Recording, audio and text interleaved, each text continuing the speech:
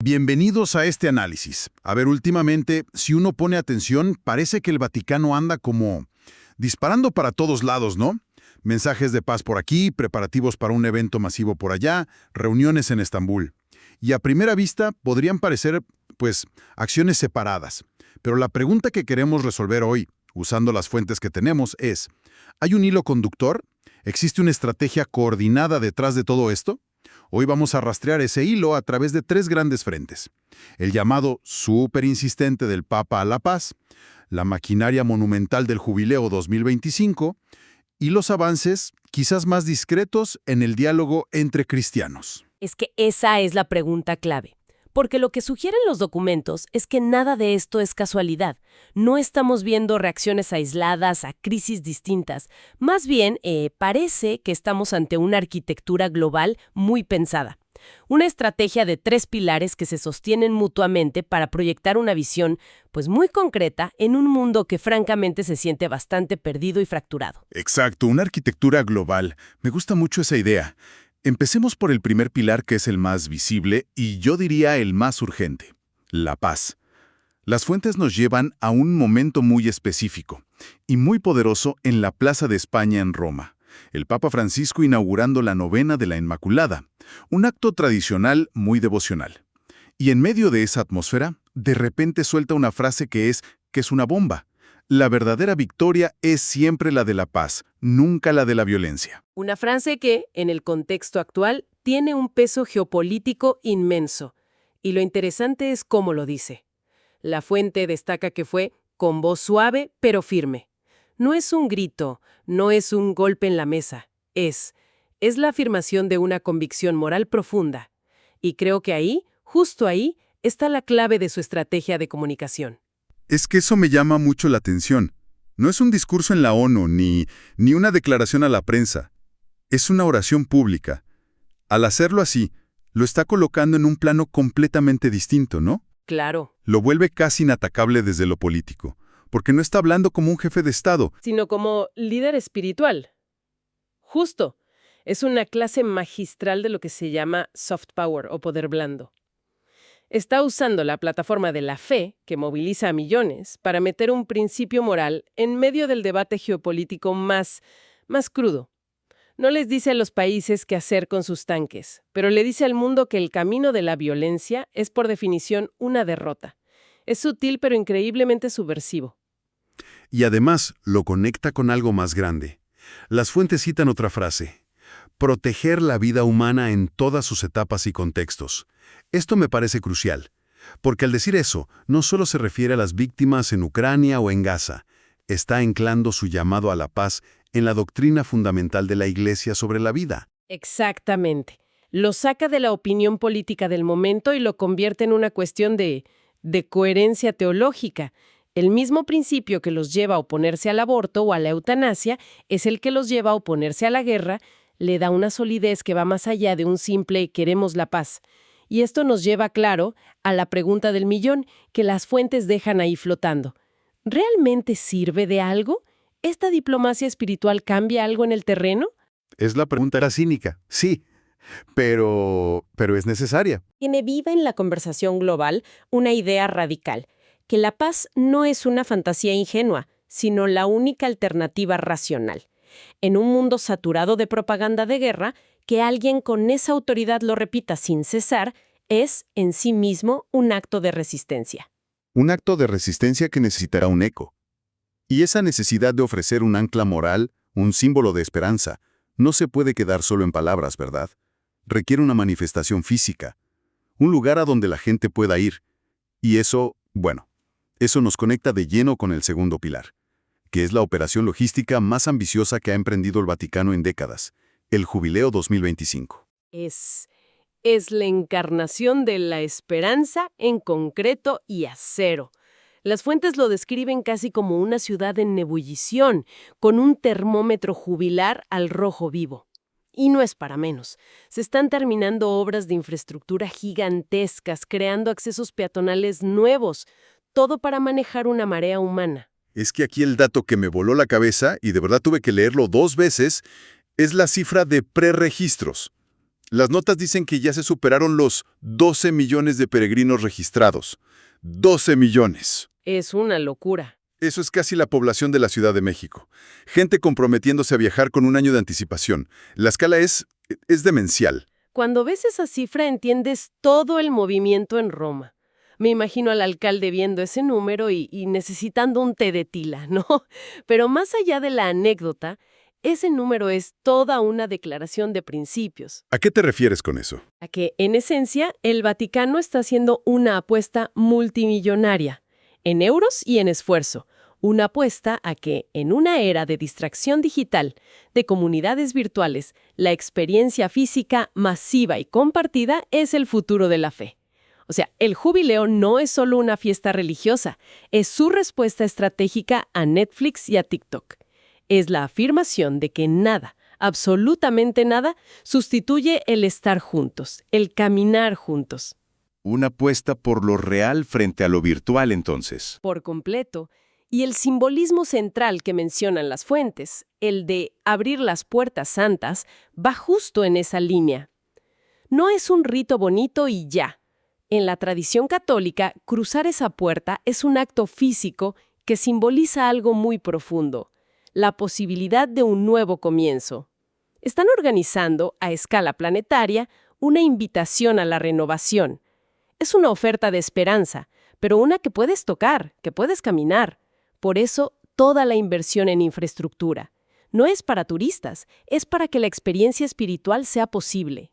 Y esto me lleva a pensar, a ver, si estás planeando una reunión tan masiva, un evento que busca unir a gente de todo el mundo, tiene todo el sentido que, al mismo tiempo, estés trabajando para unir a tu propia casa, ¿no? Por así decirlo. Y ahí es donde entra el tercer pilar que vemos en las fuentes, el diálogo ecuménico. Es un paso lógico, güey, y muy necesario. Si el mensaje al mundo es de unidad y reconciliación, pues primero tienes que dar el ejemplo. Por eso estos encuentros en Estambul, que mencionan los textos, son tan significativos. Estambul, la antigua Constantinopla.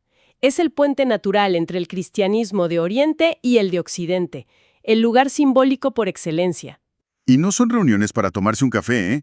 Las fuentes insisten en que participan representantes de muy alto nivel de católicos, ortodoxos, anglicanos. Me gustó mucho una cita que dice que no son discursos vacíos, sino trabajos conjuntos, oraciones compartidas y compromisos reales. La palabra clave ahí es reales. Sin duda. Pero aquí podemos volver a ponernos un poco cínicas y preguntar. Está muy bien que los teólogos se reúnan en Estambul, pero ¿eso le importa realmente a la gente de a pie en, no sé, Guadalajara o Monterrey? ¿O es algo que se queda en las altas esferas? Es una pregunta válida. ¿Cómo se traduce esto a la vida real? Yo creo que la clave está en entender que el objetivo ya no es puramente teológico. Ya no se trata de que todos se pongan de acuerdo sobre dogmas del siglo IV. El objetivo hoy es estratégico y pastoral. Se trata de construir lo que las fuentes llaman puentes espirituales para enfrentar juntos los desafíos que ninguna iglesia puede resolver por sí sola. ¿Desafíos cómo? ¿Cuáles? Como los que ya mencionamos, la paz, la crisis ecológica, la migración. Imagine el impacto si en lugar de tener un comunicado del Papa y otro del Patriarca de Constantinopla y otro del Arzobispo de Canterbury, tuvieras una declaración conjunta de todos ellos sobre la crisis climática. La potencia de ese mensaje se multiplica exponencialmente. La meta es alcanzar una comunión más visible, como dicen, no por un afán de poder, sino para que su voz en defensa de la dignidad humana resuene más fuerte. Es pragmatismo espiritual. Entiendo. Es pasar de voces separadas a un coro. Y para ver cómo todo esto aterriza, cómo estos tres pilares, paz, peregrinación y unidad, se manifiestan en el mundo real, creo que no hay mejor laboratorio que México. Las fuentes nos dan un caso de estudio perfecto. El fenómeno de Guadalupe, que es como un espejo de todo lo que hemos estado hablando. Exactamente. Primero, la paz. Ese llamado del Papa desde Roma, la paz es la única victoria, encuentra un eco, un eco inmediato y desgarrador en los mensajes urgentes de los obispos mexicanos. Hablan de proteger a los inocentes, de la violencia. Es el mismo clamor global, pero con el rostro concreto y doloroso de la realidad mexicana. Claro, ya no es una abstracción, es una necesidad vital. Y luego está la escala, la conexión directa con el jubileo. Si los 12 millones para Roma nos parecían una locura, las cifras de la Basílica de Guadalupe son para no creerse. Se esperan más de 6 millones de peregrinos solo entre el 10 y el 12 de diciembre. 6 millones. 6 millones de personas en 3 días en un solo punto. Y al igual que en Roma, las notas mencionan la renovación de la basílica, la mejora de accesos. Es un jubileo en miniatura, pero cada año. Yes, la misma dinámica te describíamos. Esa necesidad de una experiencia física. La gente no le manda un tuit a la Virgen, no le da like. Camina por días, duerme en la calle, lleva a sus hijos.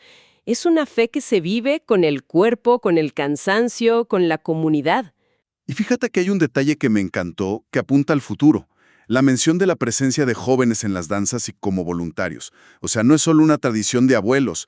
Hay una vitalidad ahí, una energía que se expresa en el arte y el servicio, que es justo lo que la Iglesia sueña con encender en Roma el próximo año. Y con eso creo que podemos atar todos los cabos y responder a tu pregunta del inicio.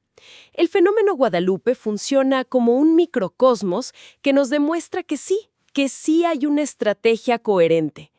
Tienes por un lado la fe como motor de un clamor por la paz en un contexto de violencia extrema.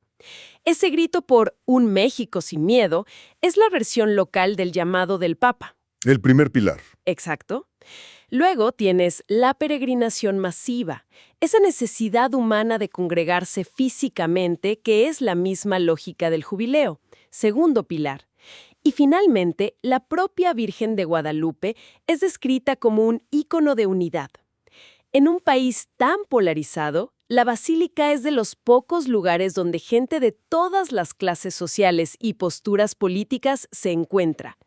Funciona como un factor de cohesión, que es la meta, a otra escala, del diálogo ecuménico, el tercer pilar. Todo está conectado. Fascinante. Es como ver la misma estrategia operando a nivel macro y micro. Entonces, para cerrar el círculo, las fuentes nos muestran que no son acciones aisladas. La Iglesia Católica está operando con una estrategia muy clara de 3 frentes. Una diplomacia espiritual por la paz, la organización de un evento global masivo para generar esperanza tangible y la construcción de alianzas cristianas para unificar su voz. Y lo que demuestra el caso de México es que esta estrategia no es un plan abstracto. Responde a una necesidad humana profunda y real.